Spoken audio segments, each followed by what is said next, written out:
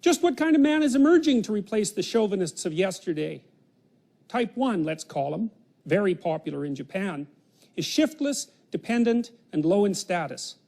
He poses no threat to women, however, displaying little interest in them altogether, except when animated, infantilized, and available for kissing practice on a portable Nintendo. So my question is, as a redeemed progressive, what is the key to empowering men in the Me Too age while maintaining healthy boundaries and strong behavioral expectations? Ladies and gentlemen, the floodgates are open. Here comes Grandpa with some advice, except you don't know what this advice is. Animated, infantilized, and available for kissing practice on a portable Nintendo. We've had relatively reliable birth control since 1960. Okay, that's not very long. And we underestimate the unbelievable technological triumph of birth control.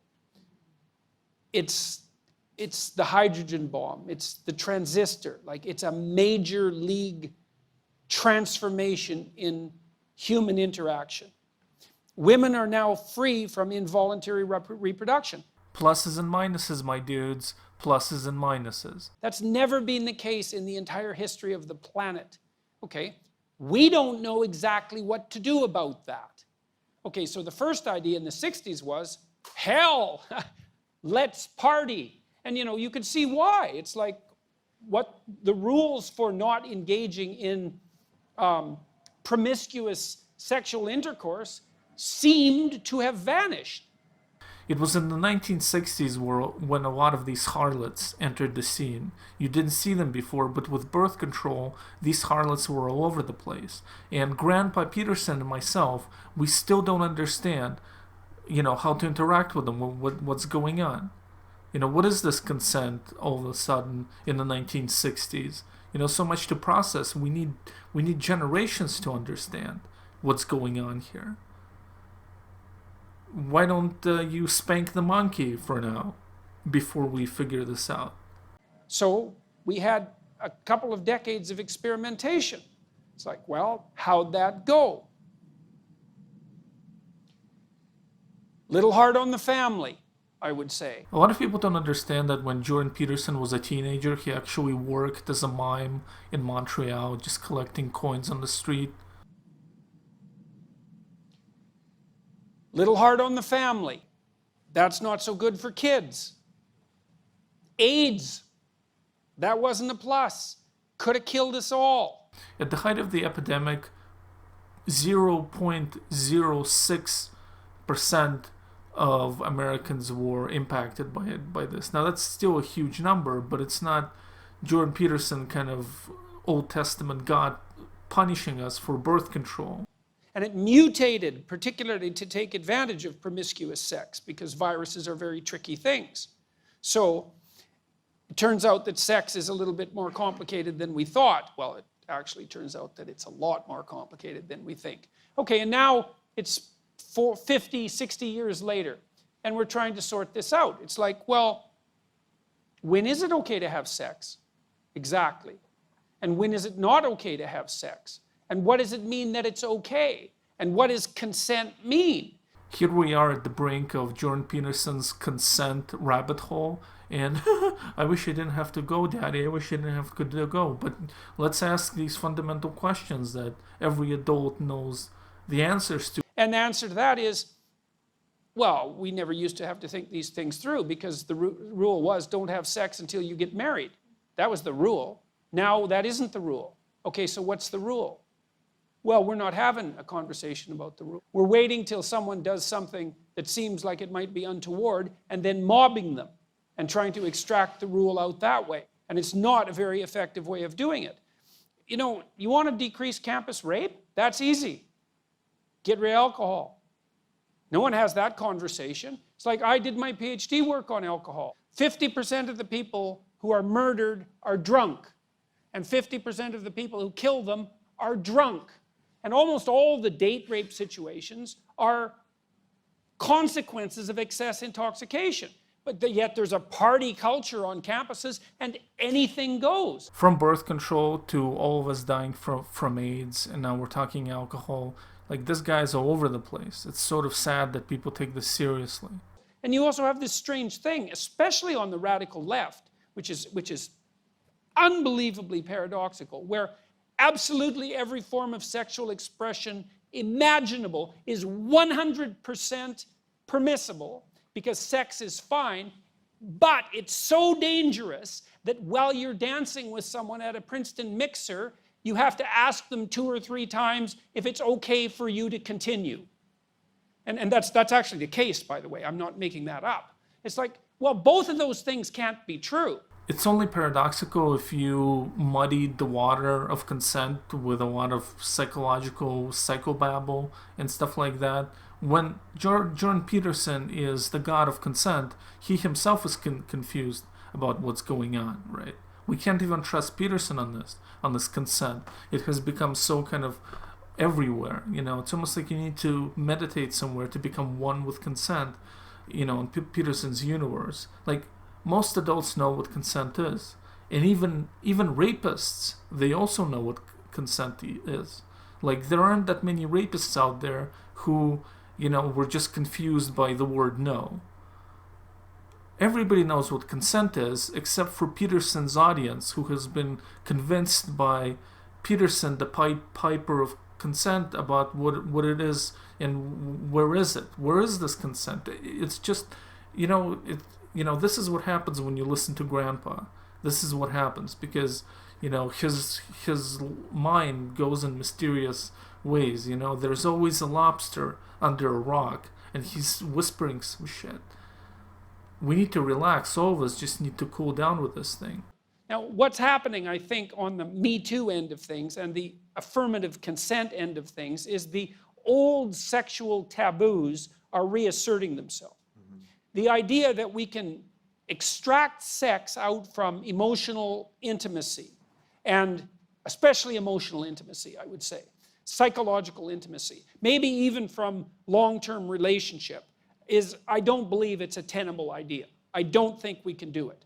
And a lot of what we're seeing is the backlash against that. It's like, well, I feel used. You know, because one of the things that's happening on the really radical end of the anti-sexual abuse movement is the idea that, well, if you have intercourse with someone and then you regret it the next day, that's evidence that it wasn't consensual.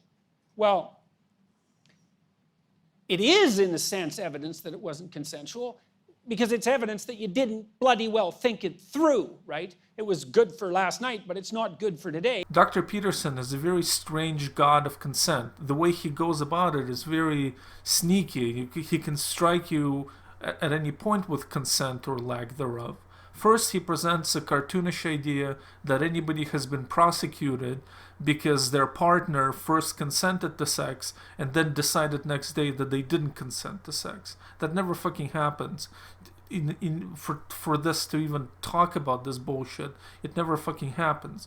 But then Peterson, strangely enough, validates this. In other words, he then says to a lady, well, if you didn't think enough about having sex and then you had sex, then effectively, you know, sex happened without your consent. I mean, something like that is what he's saying. And so what is the point of saying that, of validating that idea? It's because this punishes the lady. This punishes the lady that Jordan Peterson doesn't like, who didn't think enough about sex, and now he will throw in and say that she didn't give her consent, if that makes any sense. This is the Old Testament consent god Peterson, who's going after you. Things like if you didn't have your archetypes in order before you had sex. Is anything that I'm saying makes sense? I don't know anymore. I'm sort of Peterson Jr. I'm becoming his shadow on this consent. It's not very wise. The question is, well, what constitutes consent? Up until the age of 35, Dr. Peterson actually used to carry his own consent bear with him wherever he went, and if he, you know, met a lady, he would just pop up the bear and say, where can I touch you? You know, how can I caress? You know, first showing with the bear. And it is precisely when this bear got lost, when he was 35, that all this shit with consent started. This is where this certainly suddenly became like a red pill moment. You know, we have to find that bear or get a replacement for Dr. Peterson. How's he going to get laid with his wife? And we need to have a very serious conversation about that. Like, under what circumstances is it acceptable to give consent? But we're not mature enough to have that conversation. We want it both ways. We want to be able to do whatever we want, with whoever we want, whenever we want, with no consequences, and we want there never to be any trouble about consent. It's like, well, no, that's not going to happen. The only way to explain this kind of babbling from Dr. Peterson is that his whole stance on consent is a semi-hysterical affirmation of his lifelong monogamy.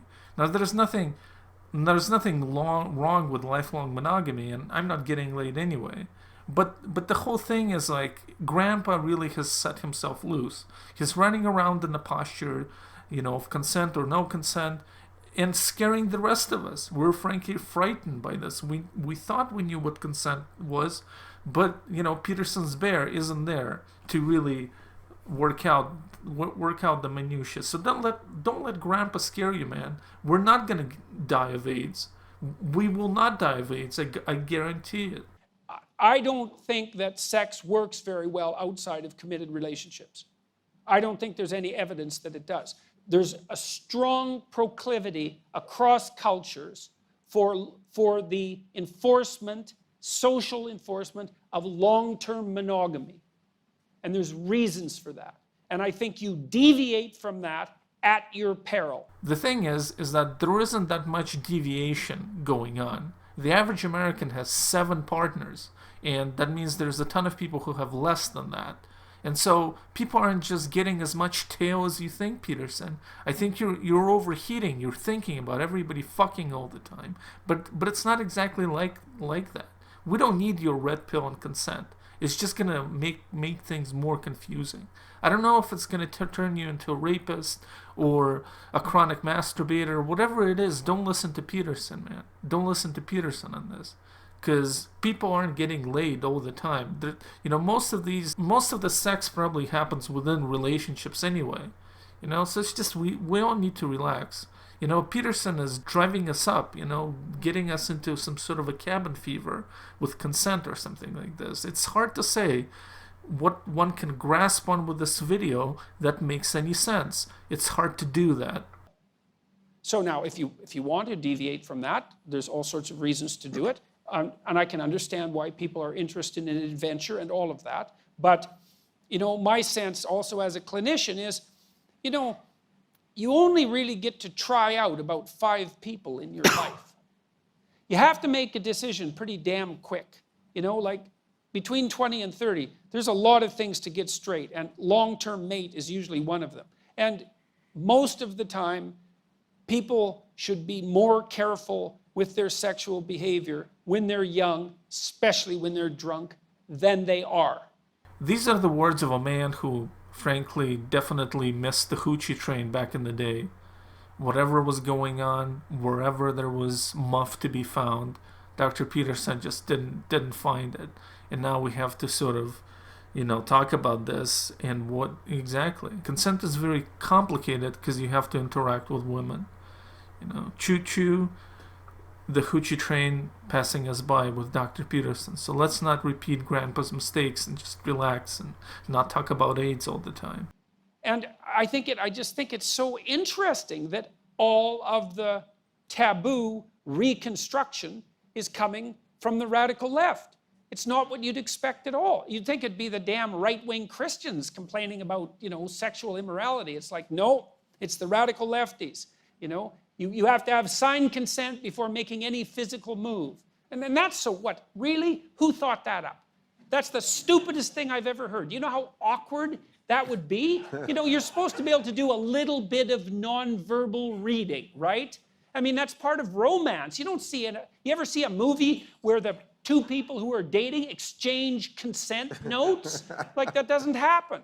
Damn you, Peterson. Damn you, old man. It doesn't happen. Like you said, it doesn't happen. It doesn't appear in movies or anywhere else because it fucking signed consent doesn't happen. So it's an unrealistic solution.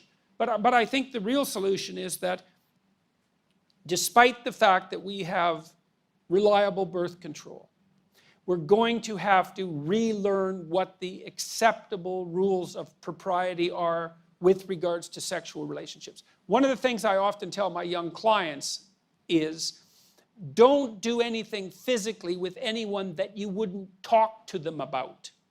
Because if you're too damn embarrassed to talk about it, well, maybe it's a little premature in the relationship to actually do it. So what's going on is really bizarre. Even for a long-term Peterson watcher like myself, this is unprecedented. Because first he says, haha, that people would sign consent, you know, that they would have a legal agreement before having sex. He mocks this, and then a couple of seconds later, he proposes that people negotiate every single thing that they're going to do sexually with each other. It's almost like, Peterson, why are you condemning these woke ideas of consent, at least the ones that you're presenting? Why are you condemning them where they give all the answers to your fucking confusing idea of what the fuck consent is? Why are you mocking this? Why is signing a consent form ridiculous and then showing, literally bringing up like Peterson bear to show everything you want to do to a lady on this bear, and then she's gonna show what she's gonna do with the bear, and then you have to I don't know what you have to do. I guess then you just throw the bear to the side in a sexual fury and just get down to it now that everything has been clarified. And there's harm in it. You know, there's emotional harm in it on both parties. There's the cheapening of both parties. So it's going to take us a long time to sort this out. But hopefully we can do it in a serious manner, and it won't be merely a matter of mobbing those who seem to have made an error. So, well, it's like Grandpa said, you know, we should all gather together and figure this out. We got to figure this out now. Birth control, harlots. AIDS, harlots, consent. A lot of things are happening, but whatever you do in this environment where we're figuring this out, you don't want to be one of those snickering douchebags from the consent gang in the back. You know, those consent boys and girls who sit around there and snicker like they have everything figured out. Well,